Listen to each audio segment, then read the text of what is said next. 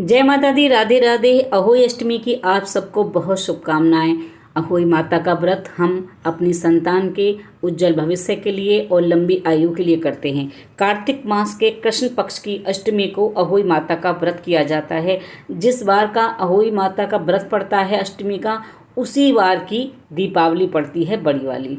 तो मैं आज आपको अहोई माता की पूजा विधि करके दिखाऊंगी और कुछ ज़रूरी बातें बताऊंगी। वीडियो को लास्ट तक देखिएगा, ये बहुत ही आपके लिए एक रिक्वेस्टेड वीडियो है। तो हम सबसे पहले एक चौकी लेते हैं। अगर आपके घर में चौकी पे पूजा नहीं होती है तो ज़मीन को साफ़ करके उस पर भी पूजा की जा सकती है। तो चौकी को उस गंगा जल से साफ़ करके उसके ऊपर एक लाल कपड़ा बिछाया है।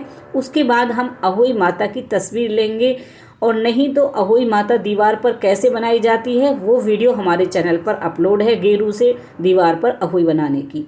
इस तरह से जब हम अहोई बनाते हैं या कैलेंडर लाते हैं, उसमें हमें देख लेना चाहिए सूर्य, चंद्रमा, तारे और चकवा चकवी के बच्चे, सभी मतलब इसमें जितनी भी चीज़ें हमारी अहोई में बनाई जाती हैं ना, वो इसमें होनी चाहिए। और इसमें आप देख रहे हैं ना कि खिलौने हैं बच्चों के, सारी चीज़ें तस्वीर में होनी चाहिए। उसके बाद हम लेंगे कमोई, जिसे हम कहते हैं घड़ा, जिसका 2 घड़ बनती है। तो ये हर किसी के यहाँ पे रिवाज नहीं होता है, अपने क्षेत्र के अपने घर के हिसाब रिवाज से ही हमें ये पूजा करनी चाहिए। तो 2 घड़ में 2 घड़ जो होती है ना, जे घड़ भरी जाती है, उसमें आप चाहें तो दोनों मिट्टी के बर्तन ले लें, और नहीं तो आप एक मिट्टी का ले लें और एक आप कोई भी स्टील का, पीतल का, तांबे का, जो भी लोटा आपके पास है वो ले लें। और करवा ले लें आप, करवा चौथ वाला करवा भी इसमें उपयोग में लाया जा सकता है। तो उसमें अपने रीति रिवाज के हिसाब से ही हमें पूजा करनी चाहिए। मैं पूजा कैसे करती हूँ, मेरे घर में क्या रिवाज है, उसी से मैं आपको वीडियो दे रही हूँ। तो हमने तस्वीर रख ली है। कमोई पर हमने जो लोटा लिया था उस पर हमने मौली बांध दी है और स्वास्तिक बनाया है। उसके बाद हम गेहूँ लेंगे। इस पूजा में गेहूँ और गुड़ का बहुत ही ज़्यादा महत्व बताया गया है। गणेश भगवान की स्थापना करेंगे। गणेश भगवान हर पूजा में सर्वप्रथम पूजनीय होते हैं। और अगर आपकी जो कैलेंडर आपने लिया है उसमें गणेश भगवान बने हुए हैं तो आपको अलग से लेने की ज़रूरत नहीं है। वहीं पर आप जल के छींटे दें। जल के छींटे देने के बाद आप उनको मौली चढ़ाएंगे, पुष्प चढ़ाएंगे और टीका लगाएंगे। हमारे पास जो तस्वीर है अहोई माता की, उनको सबको हम टीका लगाएंगे। सबसे पहले जल के छींटे दे के साफ़ करेंगे। उसके बाद मौली की माला पहना देंगे। मौली को दोनों तरफ चिपका देते हैं। अगर दीवार पे बनाई है तो आटे से चिपका देते हैं। फूल माला है आपके पास तो फूल माला पहना सकते हैं। और जो हमने 2 घड़ लिए थे ना, उनमें हम जल भर के रख देते हैं। मिट्टी वाले बर्तन को नीचे रखते हैं और स्टील का जो या दूसरी जो धातु का लिया है उसे ऊपर। दोनों मिट्टी के हैं तो दोनों, और हमारे यहाँ दोनों में ही जल भरा जाता है। एक के जल को हम जब हम शाम को पूजा करेंगे, तारे को दिखाते हैं ना, जल देते हैं, अर्घ देते हैं तारों को, तो उसको दे देंगे। और जो दूसरी वाला जो बर्तन है मिट्टी का, जो हमारी ये कमोई है, इसको हम भरा रहने देंगे 2 घड़ को। और ये हमारे दिवाली से एक दिन पहले, रूप चतुर्दशी के दिन, बच्चे इससे नहाते हैं। बच्चों को ये जो अपने घर में जितनी भी संतान हमारे होती हैं, बच्चे होते हैं, उनके नहाने के जल में या उनके पीने के जल में, अगर पिए ना तो खाने में इस्तेमाल कर सकते हैं आप। जैसे आटा लगाना है, सब्जी लगानी है उसमें, तो मेरे ये जल बच्चों के लिए होता है। इसको अलग उठा के रख दिया जाता है। जो भी मौसम की सब्जियां होती, फल होते हैं ना, वो हम भगवान को समर्पित करते हैं। जैसे सिंघाड़ा होता है, खीरा, मूली, गाजर, गन्ना, आप इसमें सब मौसम के फल ले सकते हैं। और इसमें ना पुए से पूजा होती है। दूध का कोई भी पकवान नहीं बनाया जाता, जैसे खीर नहीं बनाई जाती है। अगर आप पुए बनाते हैं तो गुड़ और गेहूं के आटे से बनाएं, उसमें भी दूध ना डालें, क्योंकि बहुत से लोग ना दूध डाल के पुए का घोल बनाते हैं, फिर पुए बनाते हैं। तो दूध से कोई भी वस्तु नहीं बनाई जाती है खाने की। और एक साड़ी लेनी है, साड़ी ली है, साड़ी के ऊपर कुछ दक्षिणा रख लें। ये पूजने के बाद अपनी सासू माँ को देनी है। सासू माँ नहीं है तो घर में जो भी बड़ी आपके घर में है, जैसे जेठानी है, ननद हैं, या कोई ब्राह्मण है पंडित मंदिर में, या पड़ोस में कोई ब्राह्मण है, तो आप उनको पैर छूकर दे सकते हैं। हाथ में गेहूँ लेकर हमें कथा सुननी होती है। तो इस तरह से मैं देखो आप दिखा रही हूँ ना, ये गेहूँ लेते हैं और इनसे हम कथा सुनते हैं। उसके बाद हम गणेश भगवान के चरणों में इनको छोड़ देंगे।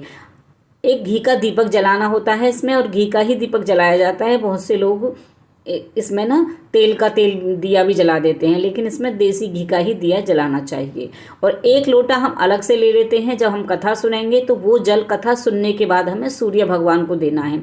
सूर्य भगवान अगर आपके घर से नहीं दिखाई दे रहे तो पूरब दिशा की तरफ मुख करके आप जल को दे सकते हैं किसी गमले में। और जो हमने कहानी सुनी थी, गेहूँ हाथ में लिए थे, उनको हम अपनी साड़ी के पल्ले में बांध लेंगे। जब हम तारों को जब हम अर्घ देंगे ना, तब ये गेहूँ हम उन पर उसमें अर्घ में डाल देते हैं भगवान तारों को।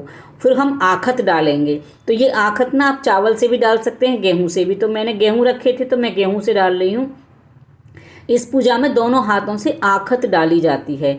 तो ये बहुत लोग नहीं जानते हैं कि आखत क्या होती है, तो मैं आपको करके दिखा रही हूँ कि इस तरह से आखत डालनी चाहिए। दोनों हाथों से थोड़े थोड़े ले करके हम भगवान के चरणों में, जो हमारी अहोई माता हैं, गणेश भगवान हैं, जो भी हमारे इसमें देव बने हुए हैं देवता, सबको हम आखत डालते हैं। आखत डालने से घर अपनी संतान से वंश में भरा पूरा रहता है और उनके सब कष्ट दूर होते हैं। और घर भरा पूरा मतलब होता है कि जैसे पहले बुजुर्ग कहते थे ना कि अपने घर की बाली फुलवाली सब बनी रहती है, वंश की वृद्धि होती है, संतान का जीवन सुख ही से भरा रहता है। तो इस तरह से हम आखत डालते हैं। मैं आपको आखत डाल के दिखा रही हूँ। एक बार फिर बताती हूँ कि जो 2 घड़ हमने रखी है, 2 घड़ का मतलब होता है घड़ा के ऊपर घड़ा रखना, यानी 2 घड़ों को एक साथ रखना। तो ये जो 2 घड़े रखे जाते हैं, इसमें से एक को हम रात को तारों को जल देंगे और एक को हम अपने बच्चों के लिए रख लेते हैं। और जो हमने पुआ बनाए थे ये पूड़े, इनको भी हम भगवान को इस तरह से भोग लगाएंगे। तो जितने भी हमारे कैलेंडर में या तस्वीर में जो जो बने हुए हैं, सबको हम भोग लगाते हैं। गणेश भगवान को लगाएंगे, जो चकवा चकवी के बच्चे हैं, गौ माता बनी हुई है, जो जो इसमें कैलेंडर में होते हैं, सभी को हमें भोग लगाना होता है। उसके बाद हम ये पुए साड़ी के ऊपर रख के पूज करके ये बायना निकाल कर दे देंगे। अगर आपके घर के आसपास ऐसा कोई नहीं है तो आप इनको गाय को भी खिला सकते हैं। जल के छींटे देंगे। मैं पूरी पूजा विधि आपको करके दिखा रही हूँ। उसके बाद जो भी सामान होता है ना, वो सब हम पैर छू के सासू माँ को दे देते हैं। और फिर हमें रात को हम खाना खा लेते हैं तारों को वो देने के बाद, अर्घ देने के बाद। इस दिन कोई भी फल और सब्जी काटनी नहीं चाहिए, इसलिए पकवान में आप आलू की कचौड़ी बना सकते हैं। आपके यहाँ स्याऊ माता की माला पहनी जाती है तो चांदी की स्याऊ माता बनवाकर उसमें एक बेटे के 2 मोती चांदी के डाले जाते हैं। वो माला बनवाकर पहले आप जो हमने मिट्टी का घड़ा भरा है ना, उसमें पहना देते हैं। उसके बाद पूजा के बाद फिर अपने गले में पहन लेते हैं। अगर आप प्रेग्नेंट हैं तब भी आपको व्रत करना है, आप पीरियड्स में हैं तब भी आपको व्रत करना है। व्रत छोड़ना नहीं चाहिए। उस माला को भी आपको पहने रहना है। बाद में पूजा करने के बाद उतार देते हैं। उम्मीद करती हूँ वीडियो आपको पसंद आई होगी। वीडियो पसंद आए तो लाइक कीजिएगा। जय माता दी। अहोई माता की कृपा आप सब पर बनी रहे।